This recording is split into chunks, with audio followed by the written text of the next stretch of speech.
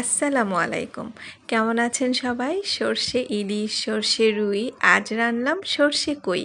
আর সর্ষে দিয়ে যে কোনো মাছের তরকারি আমার এবং আমার ফ্যামিলির প্রত্যেকের খুবই পছন্দ। আমার বাচ্চারা সর্ষে দিয়ে যে কোনো মাছ রান্না করলেই খুব পছন্দ করে খায়।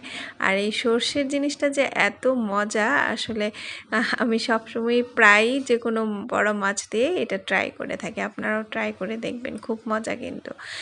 একদম কোনো স্পেশাল কিছু মশলা না, সামান্য পেঁয়াজ দিয়ে, পেঁয়াজ কুচির সাথে নর্মালি আমরা মাছ ভুনার জন্য যে মশলাগুলো দিই সেগুলো দিয়েই, আর সর্ষে বাটা দিয়ে সুন্দর করে একটু কষিয়ে নিলেই হবে। আমি কই মাছগুলো সামান্য ভেজে নিয়েছি, তবে সবসময় ভেজে নিই না। আজকে একটু ভেজে নিয়ে তারপর রান্না করলাম, হালকা ভেজেছি একদমই সামান্য।